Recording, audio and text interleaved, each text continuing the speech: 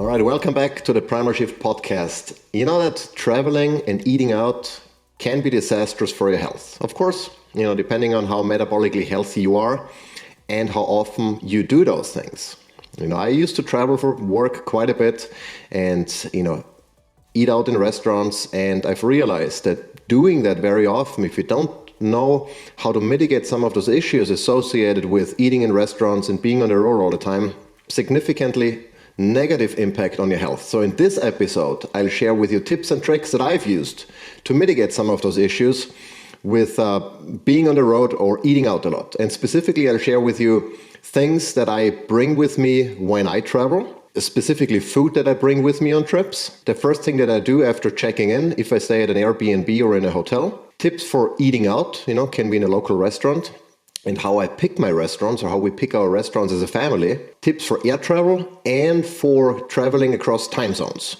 And so let's get started. It's going to be a packed episode, and I hope by the end you'll have quite a few tips that you can maybe apply to your own travel and to your own, eating out when you either want to or when you don't have a choice. And let's start with some of the things that I bring with me when I travel. And that list is not in any particular order. I just wrote them down as they popped into my head. And it also depends, of course, if I travel by plane or if I travel by car. If I travel by car, I can bring significantly more things with me than if I only have a carry-on luggage, or even with checked luggage, there are some limitations on what I can and want to bring.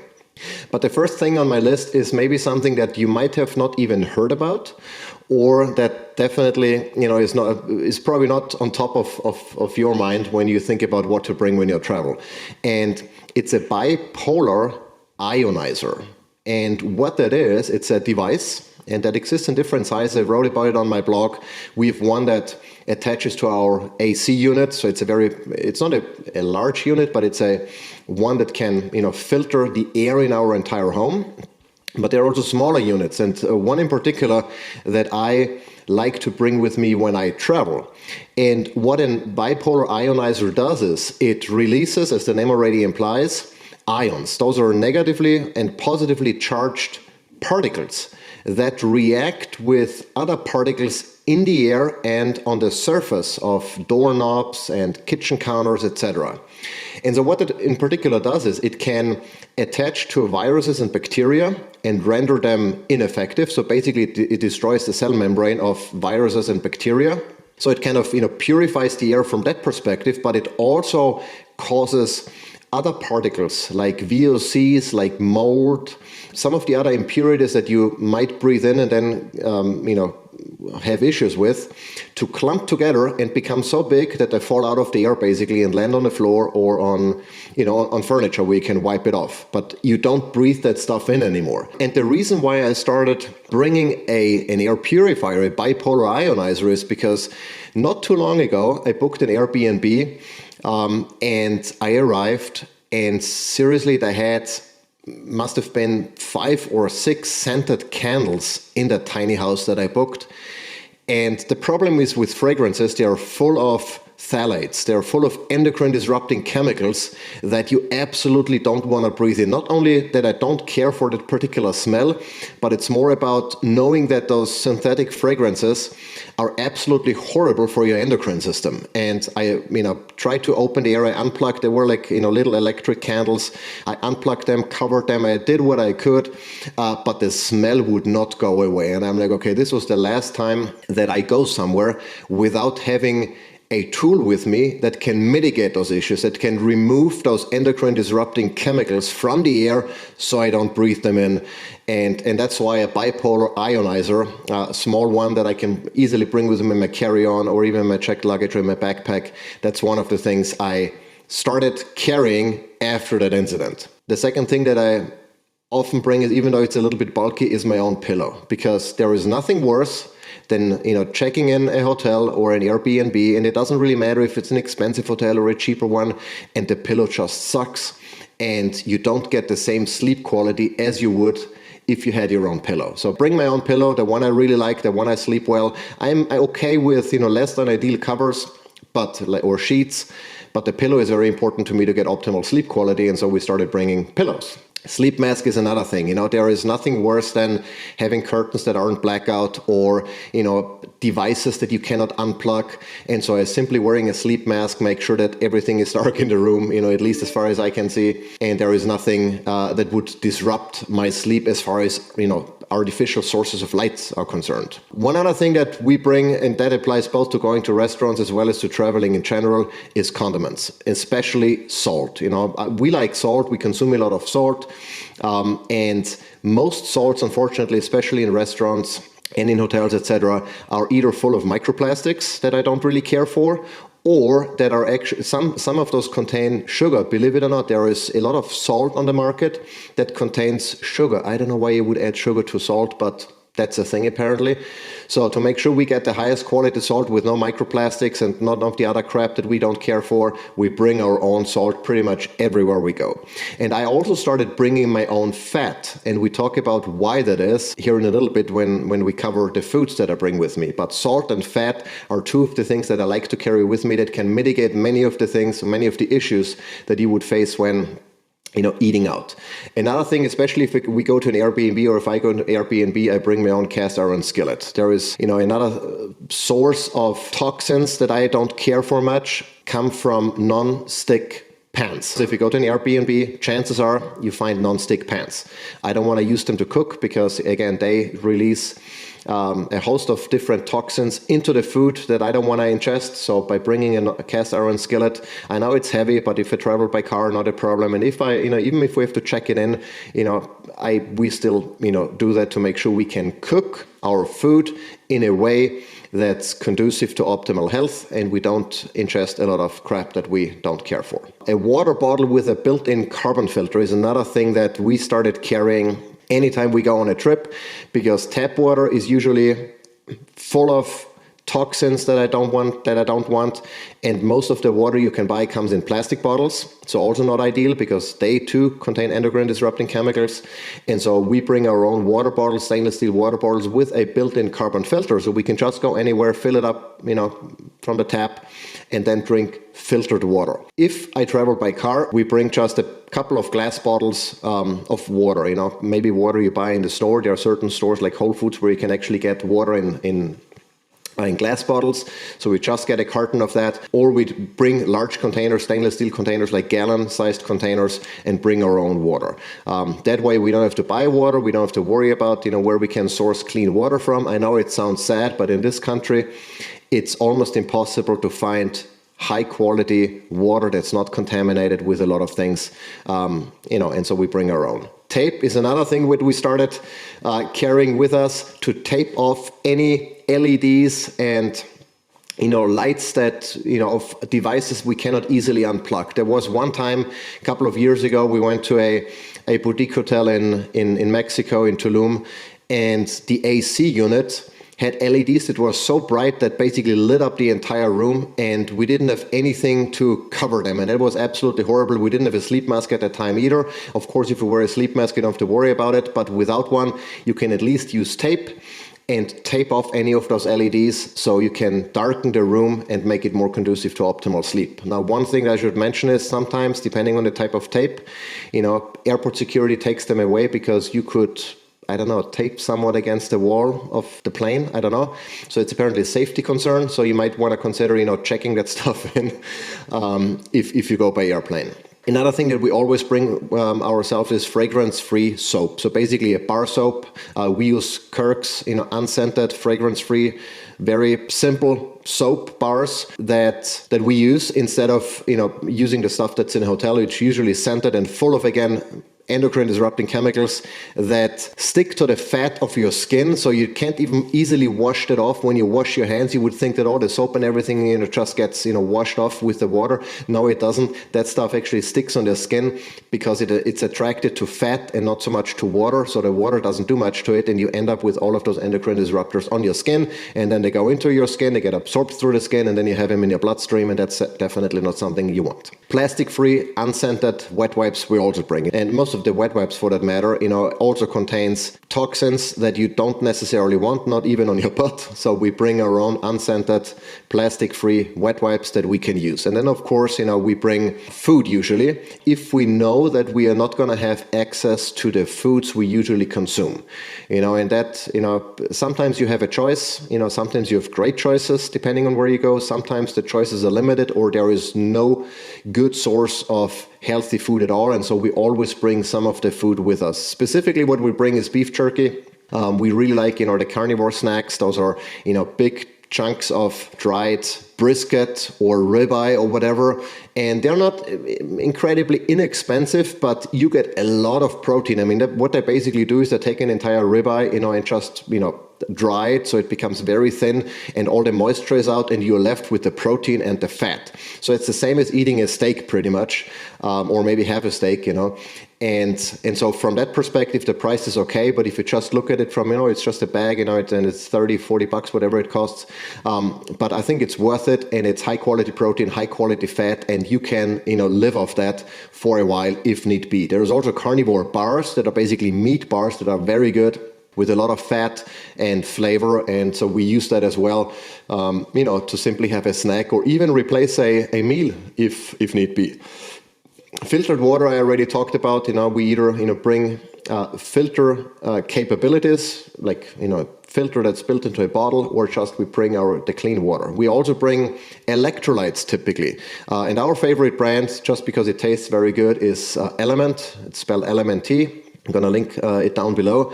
And they have different flavors, and it's a good source of sodium, potassium, and magnesium in ratios that have been scientifically shown to be most beneficial. And they taste incredible. They're almost addictive, so that's how good they taste. But don't have any crap ingredients, just the electrolytes and a little bit of stevia, and it tastes incredibly good. Sometimes we also bring just meal replacement powders, depending on where we go and, depending on who travels with us. If it's only me, I'm typically fine fasting and maybe with some beef jerky or whatever. But if we travel with the kids and they want to have something different, we bring a meal replacement powder. And our favorite one is Get Health, it's called. It was developed by Dr. Ben Bigman.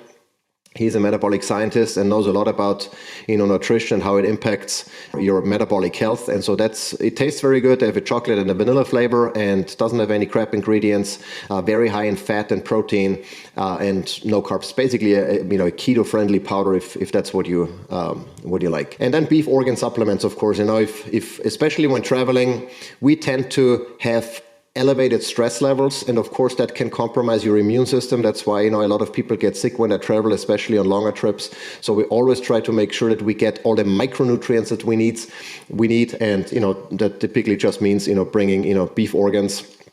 Contains all the micronutrients we need. It's our multivitamin, so to say, and we just pack them in a Ziploc bag or whatever. We're not going to bring the glass bottles, of course, and we just pop them every day, and that ensures that we get all the micronutrients at least that we need. And then fat and salt. I mentioned the salt issue already, but specifically if we go to restaurants and we don't know what oils they cook with, very often we also just, bring our own fat, be it, a stick of butter, or be it, little pouches of olive oil or beef tallow in a jar or whatever. And we just ask the restaurant, hey, do you mind cooking with this? Because we have, sensitivities to, seed oils. And very often they accommodate that and they do that. And that way we know we get, better quality food. Now, when I arrive at an Airbnb or a hotel, one of the first things that I do after checking in is to unplug all the electronic devices. Typically, I don't watch TV, when I'm there. I don't need, the alarm clock next to my bed. I don't need there are a lot of things that I absolutely don't need. And so I just go ahead and unplug all of that stuff. That not only reduces my exposure to EMFs, but it also ensures that the room is as dark as possible. So I don't have like 1,000 little status LEDs, lighting up the room at night. And that's particularly true if I don't bring a sleep mask with me. But even if I do, if I have to get up at night, go to the bathroom or whatever, or I don't know, whatever the case might be, it's as dark as it possibly can. And so that artificial light don't disrupt my melatonin production and, the quality of my sleep at the end of the day. Whatever I cannot unplug, I either tape off. That's why, I bring the tape. I remove any air fresheners if there are any. I mean, now I've learned that especially with Airbnbs, I ask up front, hey, do you have any air fresheners in your room? If so, then, I'm pick something else. I open the windows if possible, to get some fresh air in. Again, depending on, where I am. If I'm in the middle of a large city, opening the window is probably not going to improve air quality by much, if anything. But those are some of the things that I do. And then I, unpack, of course, and I, put all my toiletries out so I have them accessible, especially my soap, so I can wash my hands with something that doesn't, contaminate my body with endocrine disruptors. Eating out is very challenging, and just have to be aware that whenever you eat out, you're taking a hit. You're never gonna get the same quality food in a restaurant, and it doesn't matter how expensive the restaurant is. In fact, even the most expensive restaurants, they still, fry their stuff in canola oil and seed oils and vegetable oils and stuff. Very few actually use healthy oils to cook their food, and just be aware, you're gonna take a hit. But you can mitigate some of the things. So some of the things that I do when I eat out is I avoid all sauces and dressings, because they are typically sources of processed sugars and seed oils. So there is nothing good in sauces and dressings. I also avoid deep fried foods, because 99.9% of restaurants use vegetable oils, or seed oils really, also known as vegetable oils, even though those oils don't come from veggies but from seeds. And they are just high in polyunsaturated fatty acids, in particular linoleic acid, that's highly inflammatory in the amounts that you would get by eating deep fried food. So I stay away from it. There are a few restaurants, like there is one in Austin called Dai Due, I think it's called, and they fry in beef tallow. And that doesn't happen very often, but if I come across a restaurant that actually does that, then I go for some of the fried foods, even though fries in beef tallow are still fries at the end of the day. And you get some of the, toxins that are in potatoes.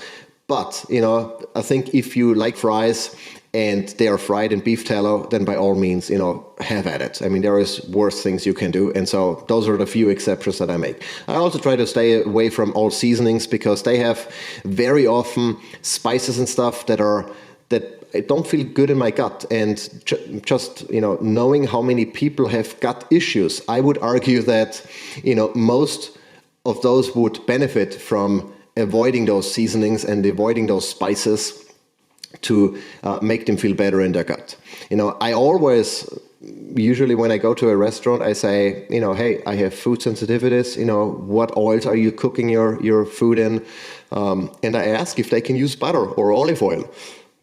At most restaurants, if they have it, they accommodate you, or at least they say so, and then you might still get stuff that's, fried in canola oil. But at least, I ask, and I mention that I have food sensitivities, because usually those restaurants don't want to have any, liability issue or so. So they try to accommodate you as good as they can. And in some cases, if they say, sorry, we don't have, butter, we don't have olive oil, I ask them, hey, I brought my own fat. Do you mind, cooking with that? And we've done it actually in a resort in Tulum, where they just had regular seed oils, and we asked them, we brought them in a little, and it was one of those areas like buffet areas where they would cook the eggs in front of you, right? And we just gave them our pouch of olive oil, and they use that. I mean, there are still residual seed oils on the cooking surface, of course, but at least you reduce your intake and you get some of the better oils. Now, olive oil is certainly not the best oil you can get. Beef tallow and butter would be much better, or ghee, but it's much better again than the seed oil. So if you have the chance, bring your own oil, and you can even there are some people that they go to a restaurant and then hey, can you use my pan, and can you use my oil, and can you use my salt? You know what?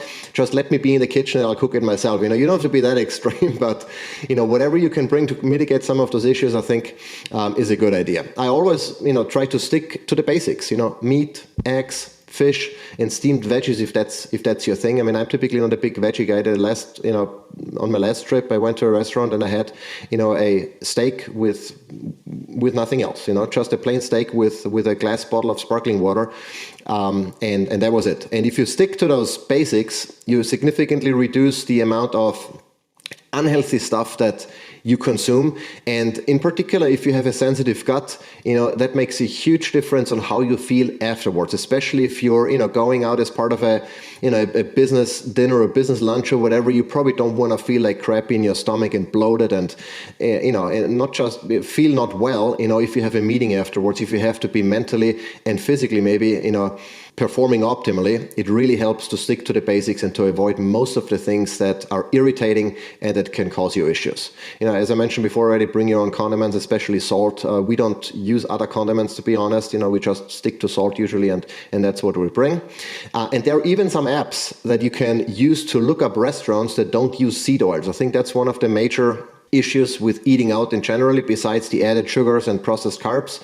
But even if you stick to healthy food, most restaurants use seed oils, and you can use something like localfats.com. There are other apps and services where you can just punch in the area, the zip code or whatever, and you get a list of the restaurants that use butter and tallow to cook. And it's an incredible and good source or resource to find restaurants that are healthier if you have to eat or want to eat out a lot.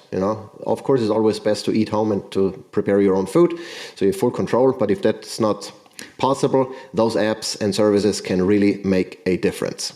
Now, tips for air traveling. I used to travel by plane quite a bit, and we still do, even though to a lesser extent. And one of the things I've learned is incredibly important is to drink enough, to hydrate well, and not necessarily, just plain water. I've really noticed that consuming electrolytes when you travel by plane, when the air is super dry, when you dry out quicker, basically, hydrating with electrolytes really, really helps. And so I drink a lot when I travel, and then, that if that means you have to go pee quite a bit too, that's a good, positive side effect, because that means you're moving, you're using your legs instead of just sitting around. I always avoid airplane food, unless, if we are traveling, on the front of the plane because we, had certificates or whatever, we got upgraded and there is steak on the menu, I might have that. But other than that, I stay away from airplane food. It's junk food for the most part. And it's, full of seed oils and seasonings that usually cause gut issues. And I don't want to be bloated on the plane. And so I just don't eat. In fact, we typically use the opportunity to fast, to extend our fast. Last time we went to Europe, we ate at home. Then our plane left at 5 or 6 p.m. and we just fasted until the next day. We arrived in Ireland, and whenever we got off the plane and settled in, and we found a restaurant, that's when we ate. So it's a good opportunity to fast, because especially if you go to Europe from the US, it's a night flight anyway, so you can sleep. You don't really need anything to eat, and that means you get more sleep because you can fall asleep quicker instead of having to wait for the food. And you avoid many of the gut issues and the bloating that typically come with air travel. At least that's the experience I have made. We also bring, if necessary, our own food, And here is the kicker, Typically, when you board a plane, you can bring, one carry-on item and one personal item, meaning, like a purse or a backpack or what have you. But the truth is, you can actually bring 3 items. You can bring a separate bag with food. Most people don't know that. And so you can bring 3 items in total, your carry-on, your personal item, and a bag of food. And, just don't be a jerk and bring, the smelliest cheese you can find, even though you like it, But if you bring, like beef patties, burger patties, or, whatever you usually eat, that's good for you. Bring that with you and just eat your own food, if you don't want to fast. And we do this for the kids. We bring their own lunch boxes. They had, on our last trip, they had dinner actually aboard the plane with their little stainless steel lunch boxes. Everything, was good, was easy. And none of the issues associated with the airplane food. The other thing, even though it might sound maybe counterintuitive to some, avoid the alcohol. Even though, you get, free alcohol sounds always, great, and, it makes you drowsy and maybe sleepy and you think you can sleep better. It's actually completely counterproductive to good sleep, even though good sleep on a plane is not possible to start with. But the little sleep you can get is much better from a quality perspective if you avoid alcohol, and you're less likely to suffer from mild dehydration when you avoid alcohol. So I don't drink aboard a plane. I used to do that before I knew better. Now I strictly avoid alcohol aboard planes. I drink a lot of water, electrolytes, and that's it. I bring comfy clothes that don't restrict blood flow, of course. I know that, back in the days, everyone used to dress up, and be like fancy, aboard a plane, etc. I wear comfortable stuff that doesn't restrict airflow, and I try to move as much as I can, unless it's a night flight and I try to sleep. Then I try to settle in as quickly as I can, put on my sleep mask, maybe even pop my melatonin depending on where I go, wear compression socks, to keep some of the blood from accumulating in your lower extremities. And, I sleep when I can, as quickly as I can. And in fact, during the last trip to Europe, it was a night flight, as I mentioned. I wear blue light blocking glasses, before it was time to put on the eye mask and to, try to get some shut eye. And so many of the things that I, do as well at home or when I travel, outside of, an airplane, I try to mimic aboard an airplane to kind of get as much quality sleep as I can and to arrive as recovered and as mentally sharp and physically capable as I possibly can. I don't want to arrive and then feel like sleep deprived and like a zombie. I try to do everything to avoid that so I can perform right when I arrive and continue with my day. Specifically for changing time zones, there are a couple of things that have really made a significant difference in terms of mitigating jet lag. And one is sun exposure. As soon as we land, depending on what time it is, of course, usually when we go to Europe, that's that's the trip we take most often, where we change time zones, or at least where we have a significant change in time zone, I should say, beyond a couple of hours. We immediately get outside. It doesn't matter if it's cloudy or rainy or whatever. We get outside and get as much UV radiation as we possibly can, because that makes a huge difference on helping your body's circadian rhythm to adjust to the new time zone. And in the evening, we wear blue light blocking glasses. Typically, when we go to Europe from the East Coast here, we are tired in the morning when we arrive. And then, the later it gets, we kind of wake up, because that would be our time here in the US to wake up. And so what we do in the evening then is wear blue light blocking glasses to kind of, reduce or help change the body's circadian rhythm. And we even, leverage melatonin. I'm not a fan of chronic melatonin use or abuse, because melatonin is a hormone, and whenever you take a hormone, the body's own production is usually negatively impacted. And so you don't want to take melatonin every single day to help you fall asleep. If you have to do that, there is something wrong with your sleep hygiene that needs to be addressed. But when we travel, when we change time zones, we very much use low dose melatonin. I'm talking, for adults, maybe 1 or maximum 2 milligrams, not those crazy 10 milligram servings that you can, find in a drugstore. Just a little bit to help your body adjust and fall asleep at a reasonable time, so you then wake up and get adjusted and adjust quicker. We also have noticed that by exercising, especially on the first day of arrival, when we arrive and we're out in the sun and we either walk then all day, depending on where we go. Usually when we go to Europe, we stop by somewhere to do some sightseeing in a new city that we haven't been. Like last time it was, I've been, but Kathy, my wife, hasn't. We stopped at London. The year before we stopped in Dublin, in Ireland, and we just try to be physically active on the first day, on the first few days, to help adjust the body. And that has made a huge difference, especially the sun exposure. And again, it doesn't matter if it's cloudy or if it's rainy, there is still UV radiation, even if it's low, that can help you, especially if you don't wear sunglasses, because you need those UV rays on your retina to have an effect on your circadian rhythm. So we do that. You might even bring like a red light therapy device if you have a small handheld one that can also help with adjusting your circadian rhythm. So those are the things that we do to kind of stay as healthy as we can, both when traveling as well as for eating out. And to wrap it up, keep one thing in mind. If you eat out occasionally, if you travel once a year, for a family vacation or whatever, going off the rails for a couple of days is likely not going to be an issue if you do the right thing the rest of the year. So don't necessarily cause you and your family stress if you go to a nice resort and you want to enjoy a couple of margaritas, or you want to enjoy some of the foods that you typically don't eat. Let's say you go to Italy and you want to have pizza and pasta. Doing that every so often, if you're metabolically healthy, is not gonna be an issue. chances are, by being carefree, by having very low stress levels, you might actually get a net benefit from doing that. But I'm not suggesting that you should do that every day, because you have to be, you can be carefree and you just eat whatever you want to, or you do whatever you want to.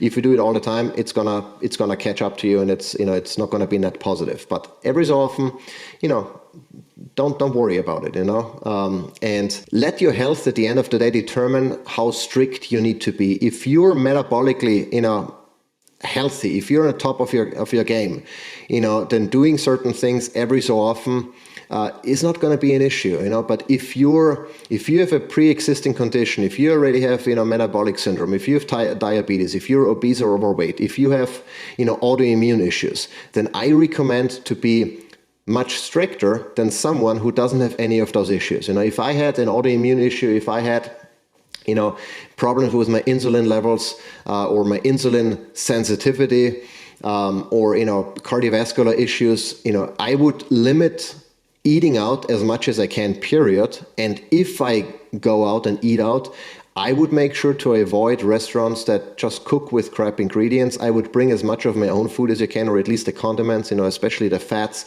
and be significantly stricter. So really, assess how healthy are you, and what is it you can get away with without necessarily stressing out. And with that, we're going to wrap it up. I hope there are a few things in this episode that you can apply to your own travel, to your own eating out, without making it a huge deal, without making it a huge issue. It's actually, once you get in the groove, once you start, getting into a routine of what you ask in a restaurant, how you pick your restaurants, how you plan your travel, what you bring with you, it becomes a routine, and it's very much a non-issue for us, But in the beginning, I can see that it can be a little bit, intimidating with all the things to think about, but we typically make lists, checklists, what we need to go through when we pack, and make sure we have all of our bases covered. And with that, it becomes very much a non-issue, very much a low stress kind of affair.